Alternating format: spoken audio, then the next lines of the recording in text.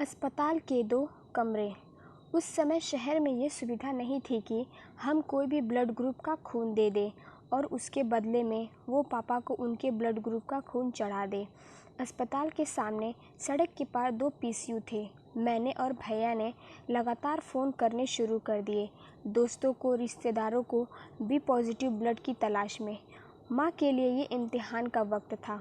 माँ ने अगले दिन कुछ घंटे किरण दीदी के घर शादी की रस्मों में बिताए और रात पापा के सिरहाने बैठकर आंसू बहाए। पापा ने पूरी उम्र जाने कितने रिश्तों के बीज बोए, प्यार और अपनेपन के इन धागों से गूंथे एक एक रिश्ते को। अपना वतन, अपना गांव छोड़कर मुफलिसी में याद शहर आकर बसे थे वो।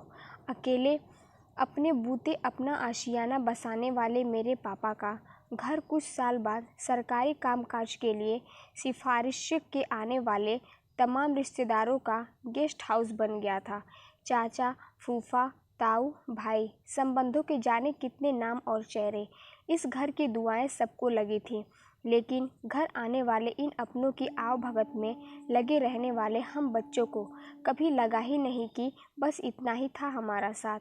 चहल पहल भरे उस आंगन से दूर आज पापा अकेले थे। आज जब उन्हें सिर्फ 3 बोतल खून चाहिए तो कोई व्यस्त है, कोई बीमार है, कोई काम पर बाहर गया है, तो कोई अभी जॉन्डिस से उठा है, इसलिए खून नहीं दे सकता।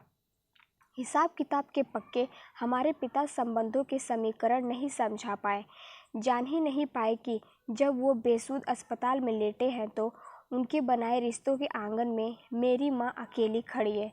तभी शाम को करीब 5 बजे रेनू को ऑपरेशन थिएटर में ले जाया गया और नर्स ने पूछा, आपके पापा के ब्लड का अरेंजमेंट हुआ क्या? उधर काफ़ी देर बाद 4 आदमी हमें अस्पताल में ढूंढते हुए आए। एक ट्रेड यूनियन से थे जिनकी कभी पापा ने मदद की थी। उन्हें पापा के अस्पताल में होने की खबर मिल गई थी। 10,000 मेंबर्स में 4 बी पॉजिटिव ब्लड वाले लोग हमारे सामने खड़े थे। माँ जहाँ खड़ी थी, रिश्तों के उस सूने आंगन को शायद भगवान अपनी छत से देख रहा था। और फिर एक में वो लम्हा आ गया जिसका मैं महीनों से इंतज़ार कर रही थी। रेनू को बेटी हुई थी, मैं मौसी बन गई थी। लेकिन माफ़ कर दे मेरे खुशी के लम्हे, तेरे मेरे बीच एक और लम्हा खड़ा था, मेरे पिता की ज़िंदगी या मौत का लम्हा। ऑपरेशन थिएटर से जो बाहर निकलता, हम उसका चेहरा पढ़ने की कोशिश करते। रेनू अस्पताल के अपने कमरे में वापस पहुंच गई। हम सब बारी बारी से उसके पास वक्त बिताते। उससे कुछ दिया है कि पापा को थोड़ा बुखार है, बच्चे को इन्फेक्शन ना हो जाए, इसलिए यहाँ आ नहीं रही थी, और घर का फ़ोन ख़राब है, इसलिए बात नहीं हो पा रही थी। हम ना खुलकर हंस पा रहे हैं, ना खुलकर रो पा रहे हैं। पड़ोस के नईम चाचा आए और बोले, मैंने आज खास नमाज पढ़ी है तुम्हारे पापा के लिए, हौसला रखो, इंशाअल्लाह सब ठीक होगा। वो सारे रिश्तेदार, दोस्त जो मेरे पापा की ज़िंदगी की सबसे बड़ी लड़ाई में साथ खड़े होने नहीं आ सके थे, क्रिकेटर की कमेंट्री की तरह घर बैठे सारा आंखों देखा हाल जरूर जानना चाह रहे थे। सबके पास हमारी तकलीफ़ों का इलाज तैयार था। कल सुबह जब भी वक्त मिल जाए, काली मंदिर में नारियल चढ़ा आना, माता रानी सब ठीक कर देंगी। छुट्टियां बढ़ाने के लिए दफ्तर फ़ोन किया तो मेरे बॉस ने कहा, सच कड़वा होता है, सर्वाइवल रेट कम होता है, सच को बर्दाश्त करने के लिए खुद को तैयार कर लो।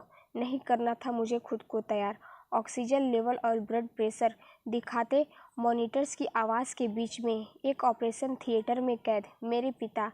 ये नहीं था मेरा सच था मेरे पापा की बेसाख्ता हंसी, मेरा सच था अपनी भांजी का महीन आवाज़ में रोना जो मैं अपनी गोद में लेकर सुन रही थी।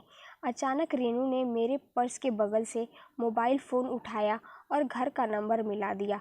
बोली, हद हो गई, नाना बने हैं पापा, पड़ोसी के यहाँ से फ़ोन भी नहीं कर सकते। मैं रोकती इससे पहले बोली, घर का फ़ोन ठीक हो गया है, घंटी जा रही है।